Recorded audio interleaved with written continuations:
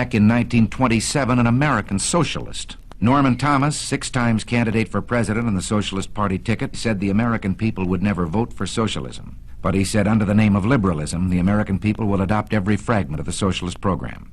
There are many ways in which our government has invaded the precincts of private citizens, the method of earning a living. Our government is in business to the extent of owning more than 19,000 businesses covering 47 different lines of activity. This amounts to 1/5 of the total industrial capacity of the United States. But at the moment, I'd like to talk about another way, because this threat is with us and at the moment is more imminent. One of the traditional methods of imposing statism or socialism on a people has been by way of medicine. It's very easy to disguise a medical program as a humanitarian project. Most people are a little reluctant to oppose anything that suggests medical care for people who possibly can't afford it. Now, the American people, if you put it to them about socialized medicine and gave them a chance to choose, would unhesitatingly vote against it. We had an example of this under the Truman administration.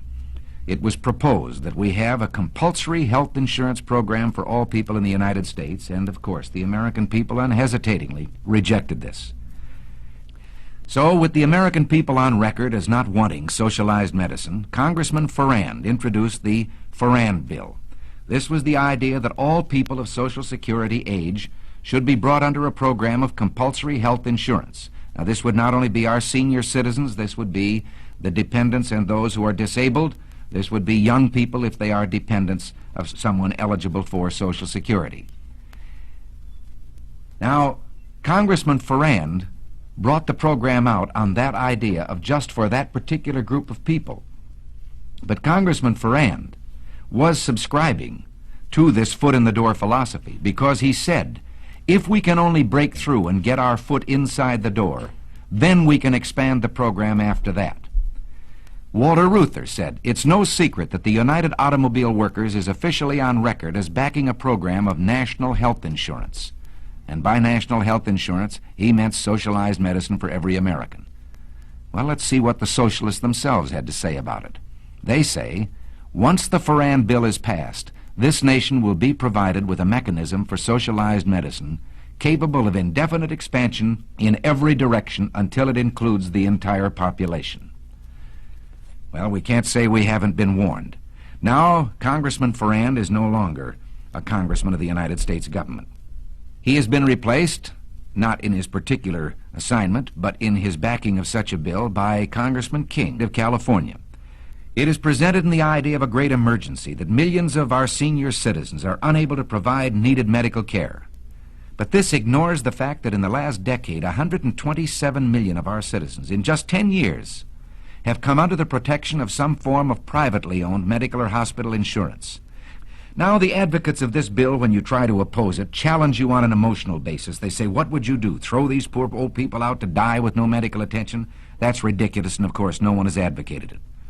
As a matter of fact, in the last session of Congress, a bill was adopted known as the Kerr-Mills Bill. Now, without even allowing this bill to be tried to see if it works, they have introduced this King bill, which is really the Farrand Bill. What is the Kerr-Mills Bill?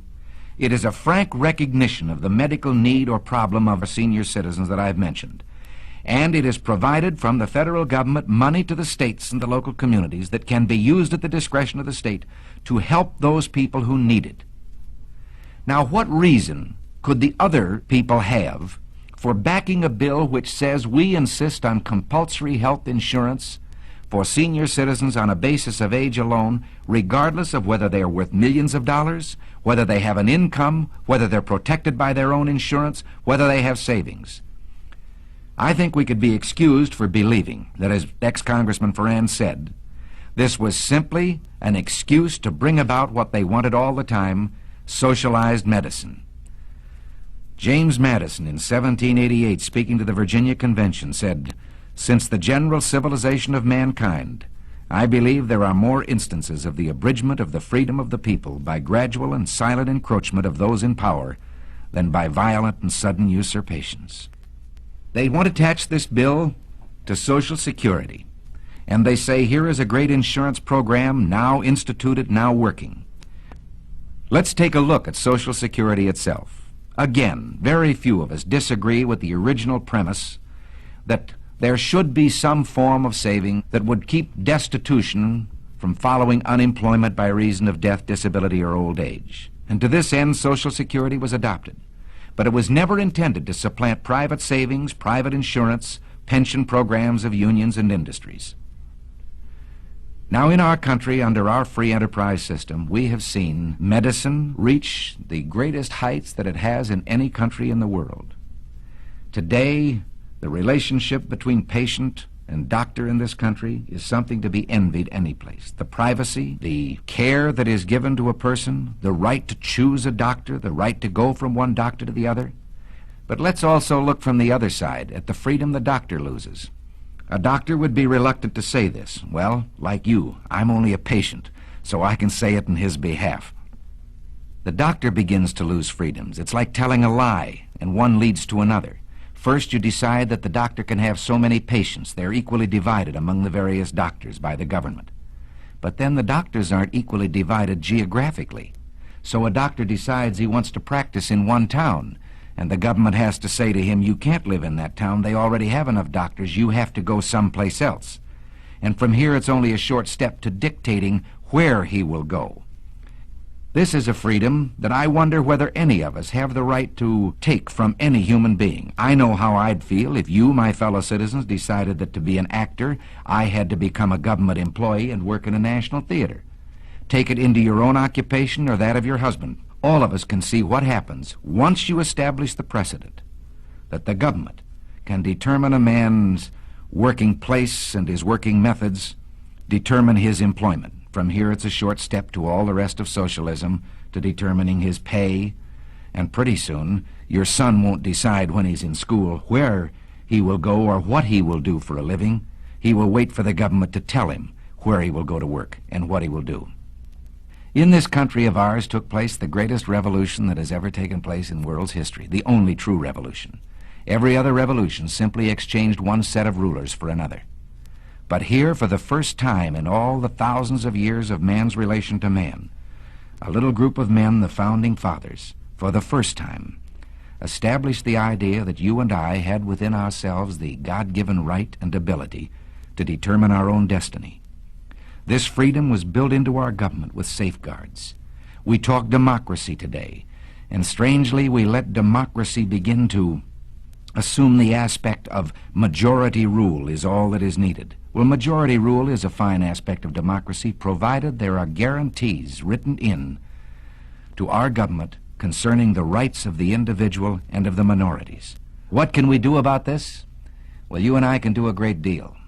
We can write to our congressmen, to our senators. We can say right now that we want no further encroachment on these individual liberties and freedoms. And at the moment, the key issue is we do not want socialized medicine. In Washington today, 40,000 letters, less than 100 per congressman, are evidence of a trend in public thinking.